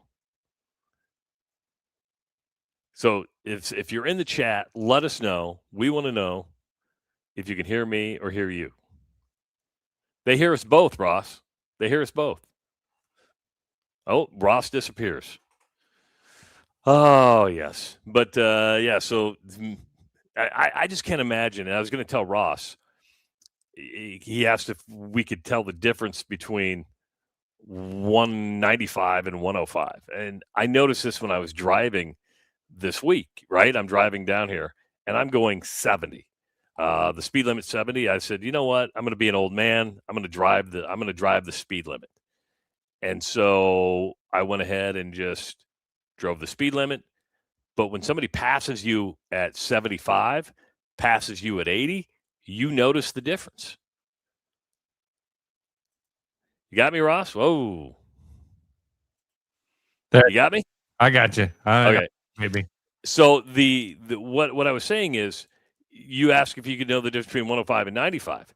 Think about when you're driving on the interstate and you're going 70 and somebody passes you at 80, you go, that dude's flying. And you notice it. And I think you would notice the difference between, especially if you went 105 first and then 95, you're like, oh, you took a little bit off that. That's true. When you see the back, okay. When you see them back to back, God, can you imagine 95 being your off speed? That's where we're at Took a now. little off. Change up at 95 miles an hour. Took a little off that one at 97. Didn't give him the 103. That's incredible. I mean, velocity's always been a thing, right? I mean, if you could get in, it used to be, I think around my age, if you were throwing in the mid to upper 80s, you were like, you had an arm. But they want to know what your stuff was. Now it seems like it's all velocity. Yeah. We did have, it's funny, or I don't know if it's funny. The Astros combined for a no-hitter last night, Russ. They beat the Rangers 9-0. 3 pitchers combined on a no-hitter. It's the first no-hitter in Major League Baseball since September of 2004. There hasn't been an individual. Whoa, hold on. You just said something that can't be right. You said that's the first no-hitter in, say that again. No-hitter in baseball, Major League Baseball, since September of 2004. No, it's not. That's okay. You just said, say that. I'm mishearing what you're saying there. It's the first no-hitter in baseball, unless I read it wrong, since September of 2004. But that was also a combined one. There has not been an individual no-hitter in Major League Baseball since August of 2004. Do you mean 2024? Or what am I saying? Or 2000? Yes, 2024. Sorry. That's fair. That's fair. I get my dyslexic brain. That's fair. I thought I was having a stroke. No, you weren't having a stroke. I thought I was having a stroke. I was like, Tyler has at least a little sympathy and empathy for me as he recognizes my dyslexia. Okay, I forgot it too. It might have been very important, but you corrected me. I didn't mean to make your brain blow up. I apologize. There's been no hitters. I know you're not going to do this to me. 2024. So even that is a shocking stat. So there were no hitters in 2025? No. Dude, do you remember a couple years ago when we had like 7 before July or something? It was crazy. It was absolutely crazy. There were crazy. none in 2025. So this is the first Major League Baseball no-hitter since September of 2024. So the first combined one, because those seem like they're a little bit more common anymore. So the last one was combined. The last individual one was August of 2024. Thank you. And when you said, that's why my brain was like, no, I'm missing a word in there. Like it's the first combined no-hitter for the Astros since 2004, something like that. My buddy Josh Alton was at a Yankees game when the Astros had a combined no-hitter. And that would have been around that time, honestly, something like that. Ross, call me crazy. I look at combined no-hitters and I don't really view them as no-hitters. They're not the same. They're not the same. You don't feel like you saw history happen. No. You don't feel like you saw like some incredible special performance. It feels like, oh, those 9 dudes couldn't hit today. And Berger asks, here's a good question. And I don't know if I have the answer. I'm not smart enough. So are analytics the reason for the lack of no-hitters? Analytics have been around in baseball for a bit here. We've got enough of a sample size. I mean, they evolve, and it does seem like we get more analytical every year. But let's just look at no hitters per year, and just see what that. Because man, I feel like a couple of years ago. I mean, this feels like one of those ice age warming cycle conversations. It feels like just a couple of years ago, we were having this conversation about how there were crazy amounts of no-hitters. In 2021, there were 9. It was the record for the most 9-inning no-hitters in a single season. And then in 2025, we had 0. So from 2021 to 2026, it's gone like this: 9, 3, 4, 4, 0. And then 1 this year on May 25th, as Travis pointed out.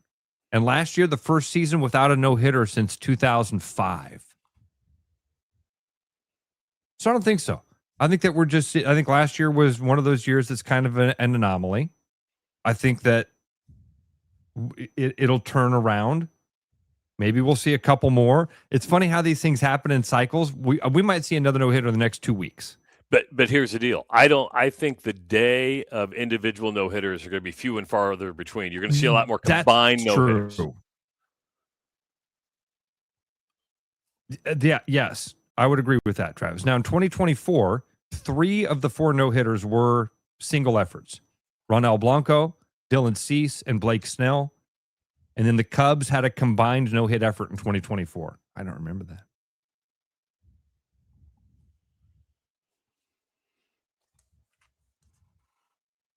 Yeah, but it's kind of like, I don't know.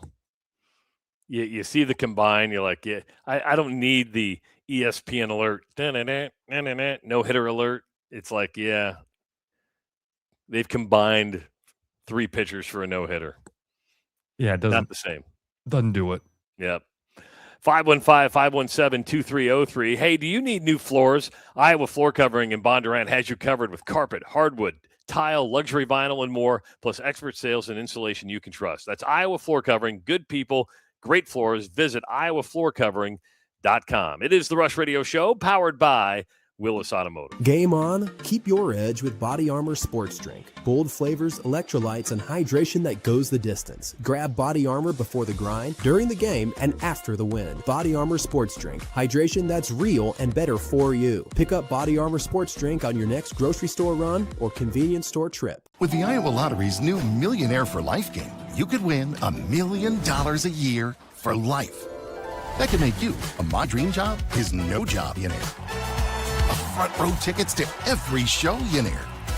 Hire a personal glam squad for you and your bestie, you know. Yep, a little further. Or just to never run out of your favorite pickles, you know.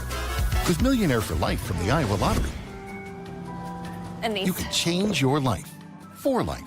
Play today. Did you know that over time, your engine builds up carbon deposits in the intakes and valves, which can lead to poor performance, fuel economy, and even bigger issues down the road? With summer on its way and road trips abound, the last thing you want is a major repair. For the month of May, Land Rover Des Moines is offering 15% off our fuel services to clean out that carbon and get your engine running smooth while keeping some extra cash in your pocket. Don't let a clogged engine ruin your family summer. To get scheduled, visit us online at LandRoverDesMoines.com.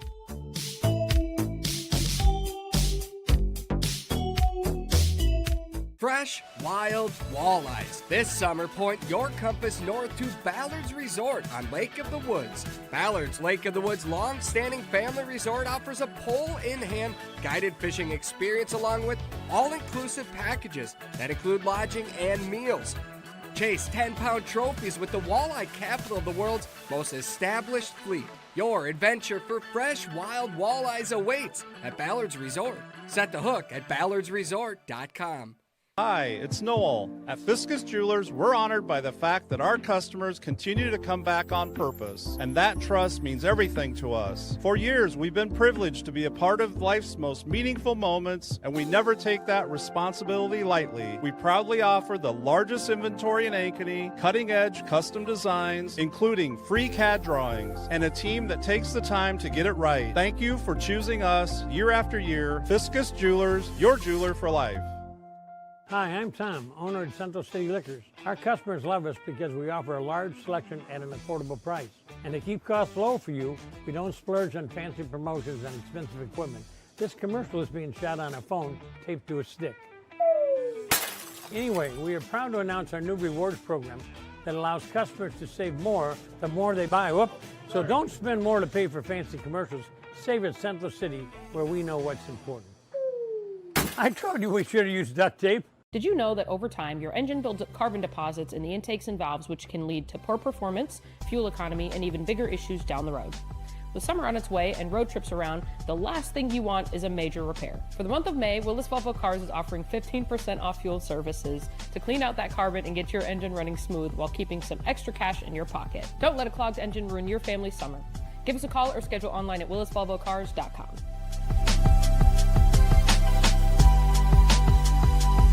Back like a rash you thought was gone. Travis and Ross aren't contagious, but they are addictive.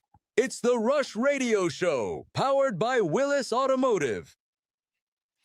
Don't forget that NASCAR is coming back to the Iowa Speedway August 7th through the 9th. And the Iowa Lottery has your chance at a winning VIP experience for the whole weekend, plus a chance to meet two-time NASCAR Cup Series champion Kyle Larson, a private trailer tour, pace car ride, and so much more. All you have to do is use your Powerball tickets to enter through 9:59 on July 14th for a chance to win an Iowa Speedway prize package that includes cash, merchandise, and more. But wait, there's more.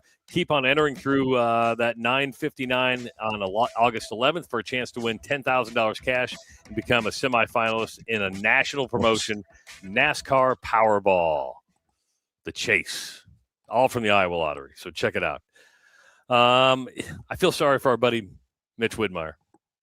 The Knicks. Yeah, I feel sorry for him that his team just swept their way into the finals.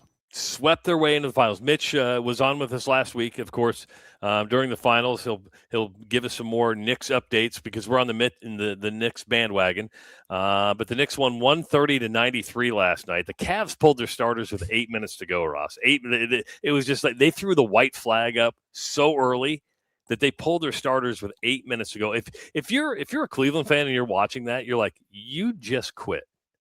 And even though it's probably evident that you're not going to win, but you fight till the very end, don't you? Isn't that part? This isn't a regular season game. This is the playoffs, and you pull your starters with 8 minutes to go. Is that quitting? Yeah, absolutely. I mean, hey, these guys aren't getting it done, and so we got to try to throw something at the wall to see if we can make a comeback. I mean, I can't imagine that it's. I mean, Tyler writes in quitting and match fixing. I have a hard time wrapping my brain around it. I have a hard time saying no. That this NBA team full of competitive dudes with their back against the wall, knowing that this is it, lose this one, it's all over. I don't get it. The only thing that I can come up with is that excuse I just said, is that you're on the bench going, this ain't working. We got to try something. What do we try? The Hail Mary.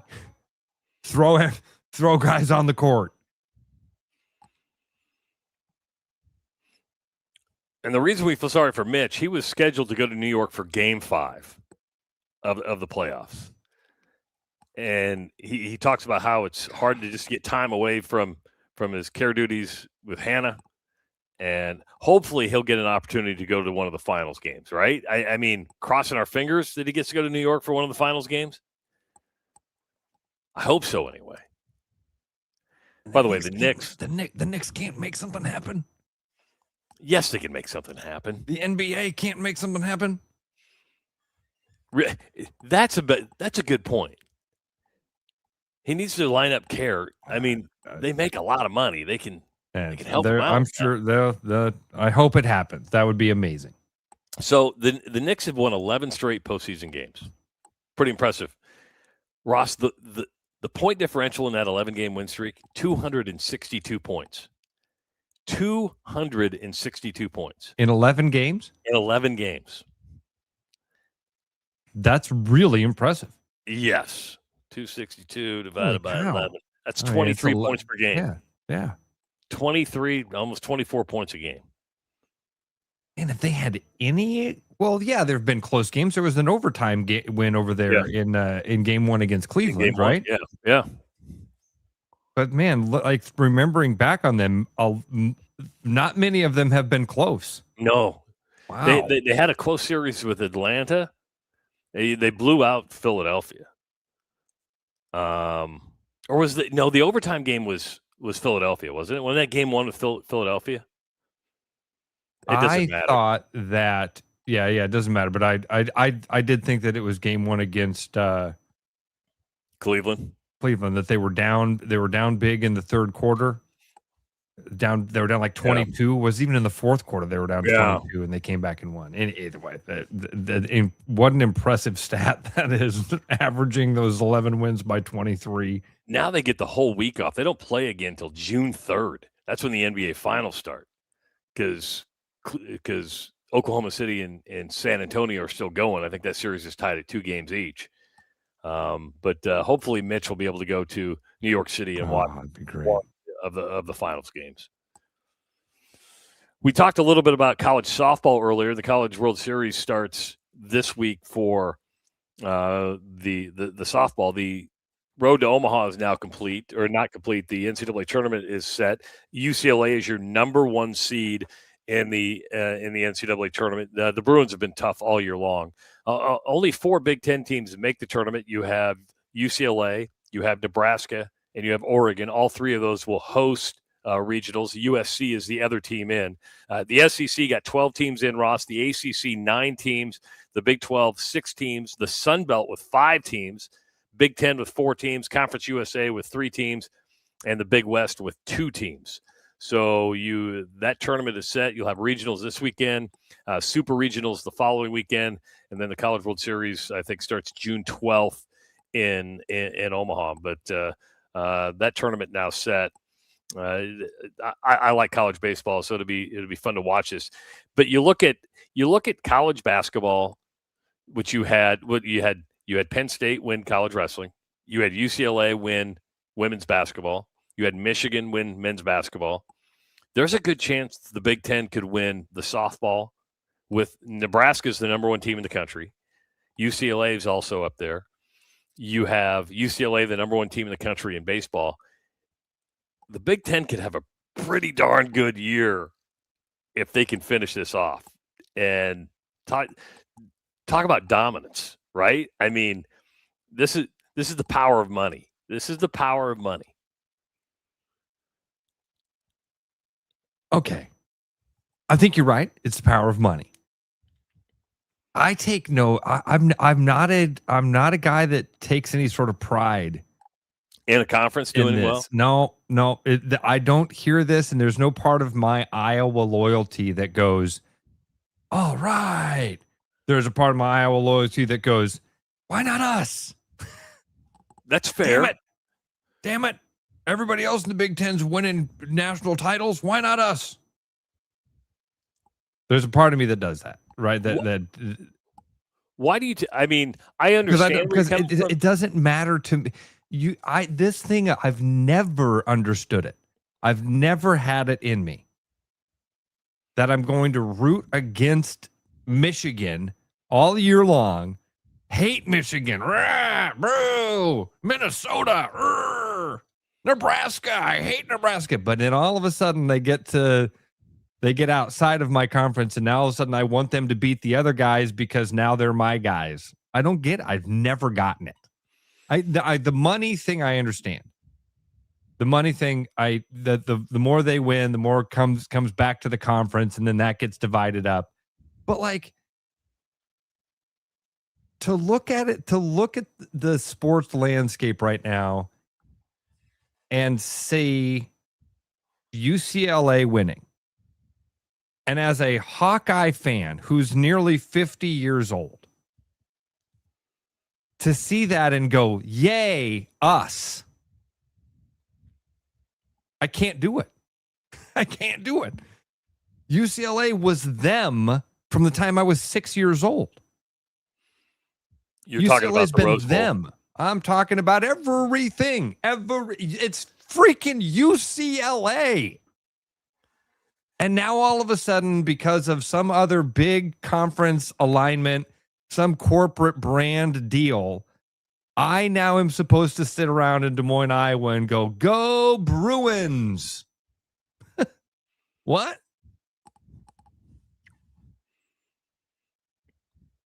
I've never understood it. I didn't understand it I don't understand it when it's Michigan, Minnesota, Illinois, Northwestern, Nebraska.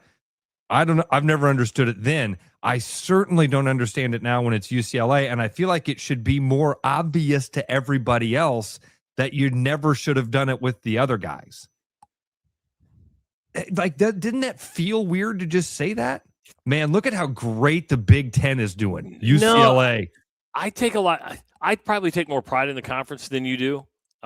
It's not that I'm rooting for UCLA, but when people from the SEC boast their chest and they're like, oh, we're the SEC. Like, I'm driving through Missouri, and all it is you're in SEC country, SEC. And I think there is this battle of conferences that you take pride in. So I do, if Iowa's not going to win it, I do want a Big Ten team to win. And maybe I do like maybe it's the boasting of SEC schools that you just get sick of. And you're like, okay, we'll put you in your place. So I think I enjoy it. I know I enjoy it a lot more than you do. I love it. Yeah, there's just a lot of whys in that for me. There's a lot of whys. But my favorite one is, and this is that logic, Travis, to me of like, hey, how come you hate the Cyclones? Well, I hate the Cyclones because of Cyclone fans.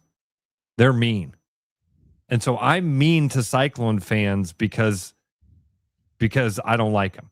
And then you ask a Cyclone fan, hey, how come you don't like the Hawkeye fans? Because they're mean.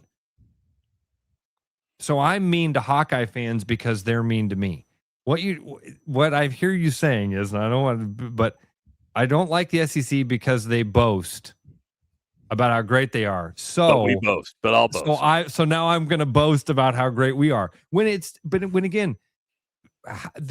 SEC sits there and brags about how great Texas and Oklahoma are, there's a part of your brain that should go, well, wait, that's just some contract. There's no allegiance there. There's no connection there. That's a contract. That's a corporate deal. So why? Bye. Have a great day.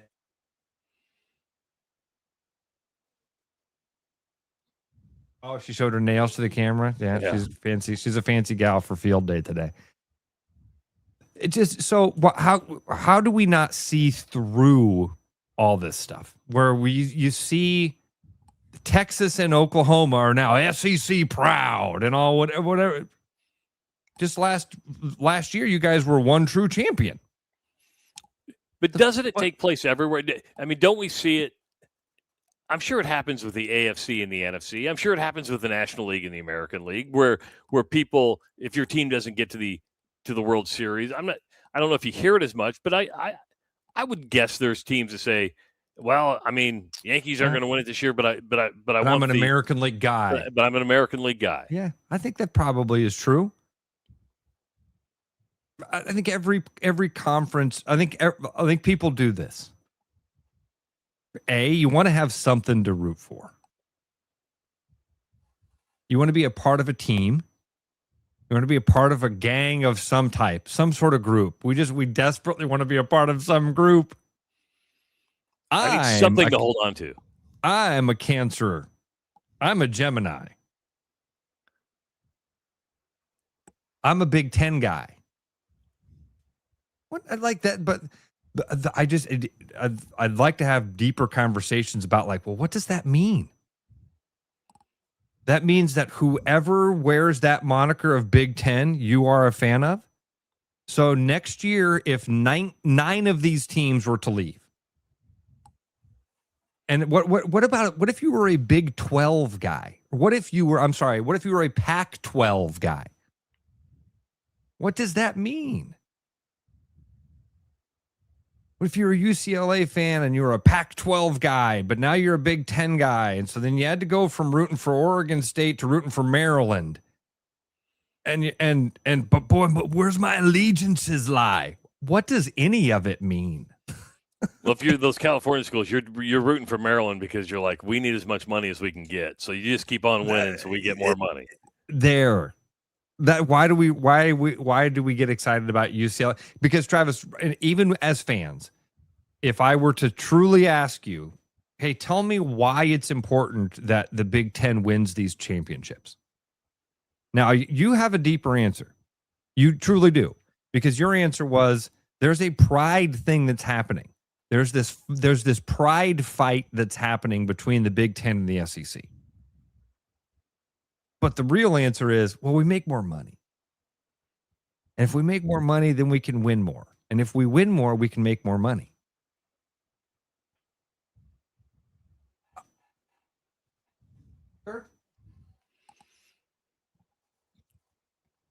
Because it's all about the money. It's all about power. It's all about money. Your tribe wins. Right. And so that's what I don't know. I try not to play that game. I try to stay away from it. It's really hard. Try not to pick a team and then fight for the team. It's not like I'm a UCLA fan, but I just look at the overall landscape and go, wow, they won football, they won basketball, they won women's basketball. If they win, they won wrestling because wrestling's big here. Dominate. If you turn around and win baseball and softball, you're like, that's a pretty darn good run by a league.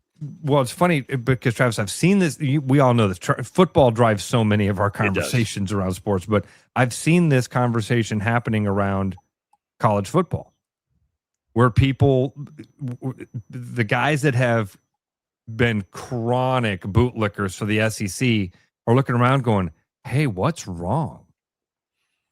The Big Ten's beating us. I saw an article today. I just saw the headline. I didn't click on it because I didn't have time to read it, but it was, is Greg Sankey's job in jeopardy? You're like, what? And I didn't get to read the whole article and what it said. I mean, all right. I guess, Travis, we've always been pretty consistent that since we came hip to the game, that an athletic director's job is not to win. Not anymore. It's to hire the right coaches, build a culture, but go raise money. Raise money. Raise money. Raise money. You don't even have to win if you can figure it out. It's easier to do it when you're winning, but it's to raise money. But you can't win if you're not raising money. That's a good point. You can raise money on hope, but you have to win to be able to raise consistently. More. Yes, without raising that money, you can catch lightning in a bottle, but you're not going to win consistently and be at that upper echelon unless you're raising a lot of money and more money every year. So, what's the conference commissioner's job? Is Greg Sankey's job in jeopardy because of this thing that we're talking about where the Big Ten's winning all these titles? Or is Greg Sankey's job in jeopardy because they're losing that PR battle that you're talking about? I think it's a little of both. You look at it, and then this fight over the college football playoff expansion where all the Big Ten teams came out unified for 24 teams, and you have a fractured SEC to where you have some that want 24, you have some that want 16. He's bullheaded on the 16, and it's like, hey, you're not moving this. If the Big 12's on board, if the ACC's on board, if the Big 10, which is you and the Big 10 have the most, and then some of your coaches are fractured, and you don't have a unified front, that creates a little bit of doubt. Again, I didn't read the whole story, But I just when you just have the headline like that you're talking about it, the dude's a really good commissioner. Yeah, my knee-jerk reaction to that is no. Yeah. He's fine. Yeah. He's going to be just fine. But the fact that somebody would ask that question, I go, well, then wait. Well, what's his job? Is he good at his job? What's his job? What's a conference commissioner's job? It's not to win titles. It's to negotiate on the best behalf of the league to make sure it. Man, hasn't he done a great job of done that? a fantastic job. But it also shows you, it's a battle of who's got the biggest dick in the room. That's and right true. now, the Big Ten holds Big Ten that. swinging. Big Ten swinging a big stick. Big stick. When I was growing up, Ross, you'd drive to school and kids would have a shotgun in the back of their window in a gun rack because they went deer hunting or they went coon hunting, and you just carried a gun in your truck. Did you hear it happen in Scottsbluff, Nebraska? No. First of all, give me an idea.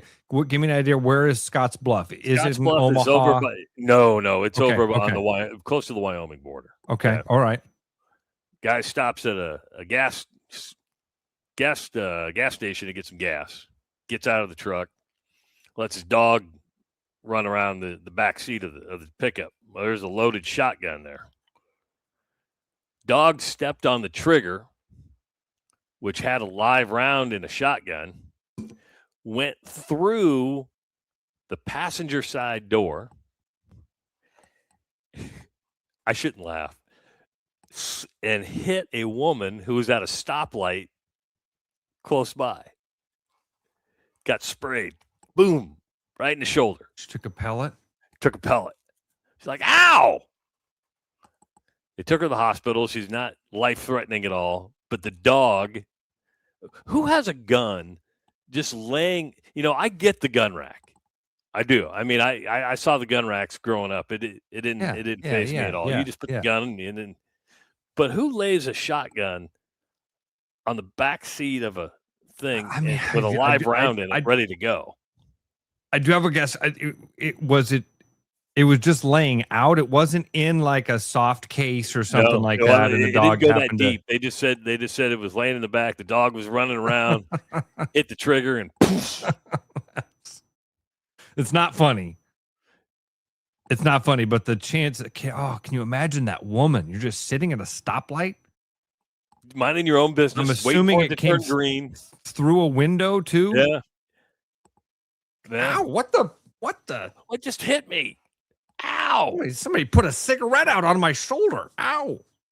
I mean, luckily it was the arm, right? Because it could have been the neck, it could have been the face, it could have been an eye. Really, really bad. My brother was hunting with our friend Scott Spargrove, and I don't know how it happened, but I remember one day I'm riding with my brother, and I look down and you can see the road. I'm like, hey, you have a hole in the bottom of your truck, and he's like, yeah, hunting accident this weekend. Huh? I wonder if Brad's listening. Maybe tell me. I swear this happened. Where the guy got a shotgun in the car and it went off in the truck. He blew a hole in the bottom of Brad's truck. I'm like, I don't know why that's a memory. Wouldn't your first, call me crazy, wouldn't your first course of action when you're putting the car back or the gun back in the truck or the car is to take the bullets out, especially a shotgun? Don't you take the shells out? I mean, if you're going to have a dog loose in the car, wouldn't the first thing be to secure the gun? Yes. You're right. I think that you're right. You empty the shells and make sure that you've got everything cleared. Unless you're road hunting and it's like, hey, I need it loaded so I can grab it and go. Can you road hunt? Is that legal? You're asking different questions now. Can you road hunt? Yes. Is it legal? No. Should you have a gun loaded in the back of your car, unsecured with a dog running around? Also, no. Yeah. Can you? Provably, yes. He did it. Kind of like your car thing. These cars don't go out of state. Yes, they do. Yeah, they do. Do they start? Do they have gas? Watch how far I can drive it. You're going to be blown away. Yeah, if you're just tuning in, I rented a car. Well, I thought I had a car rented over the weekend, only to be told as I picked it up, you can only take this to the states that border Nebraska. And I'm like, it said unlimited miles. Well, you can drive it as much as you want. You just can only go in a. So then I had to rent a new car. By the way, gas hasn't been that bad. Illinois is really bad, but it's about $3.85 a gallon down here. I mean, that's a lot, but it was $3.79 in Illinois or $4.79. I paid almost $5 a couple days. Yeah, really? It's yeah. And it's all has to do with gas taxes, right? I mean, here I filled up for $3.82 yesterday. I've only put gas in the car 3 times. I feel that's pretty good for going 1,200 miles so far. And that's there were people that were like, wait, don't you have cars at home? Why are you renting a car? Because you didn't want to put the miles on the Defender. Yeah. Didn't want to put the wear and tear. Why put the wear and tear on your own car when you can rent one for $400 for 9 days? But this guy is a genius. Guy's just a genius. Don't know what else to tell you. I don't know if I'm a genius. I just look at the overall aspect of it and go, let's just rent one. Because we were going to fly down, and Greta's like, no, don't drive. We're going to run out of time. What's your day like in today? You're going to get to Fort Sumter? Well, I'm going to try. My wife isn't in here because she doesn't find me entertaining at all. So she'll she's probably planning something. But we'll catch something historic today. But that's the plan. And then spend a little time, maybe go down to the market. They have a nice big market here, so check out some arts and crafts. But I do want to tell the guys who are listening to this, sometimes the key to feeling better comes from just being seen for what you need. At Urology Center of Iowa, it has a dedicated men's health wellness center with services from low testosterone to managing the effects of aging. But more than that, UCI is the place to go when you want to be seen like a man, not a patient. You don't want somebody else's treatment. You deserve yours. So schedule an appointment with UCI today at IowaURO.com. Yeah, people ask if I was in Italy. No, I'm in Charleston, South Carolina. I'll be here again tomorrow. I'll be in Savannah, Georgia on Thursday and Friday. But we're going to be here every day from 6 to 8, or where you're sitting, where I am, 7 to 9. It's kind of nice going 7 to 9. Got to sleep in, baby. Got to sleep in a little Happy bit. Tuesday. Yeah. Happy Tuesday. Same to you. Same to everybody. And we'll be back tomorrow at 6 a.m. It's the Rush Radio Show powered by Willis Automotive.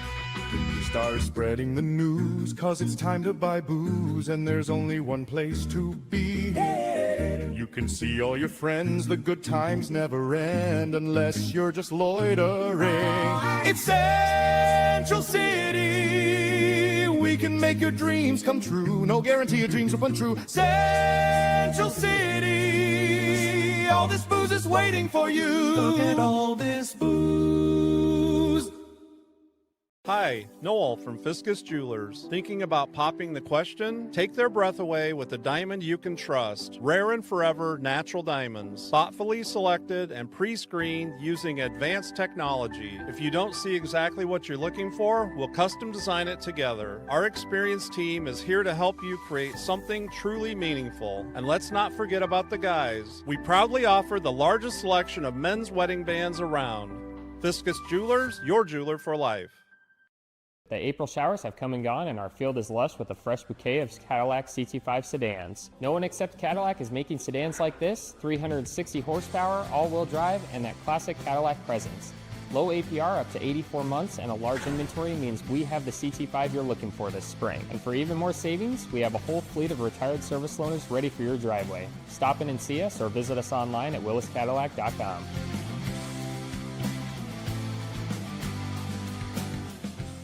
With the Iowa Lottery's new Millionaire for Life game, you could win $1 million a year for life.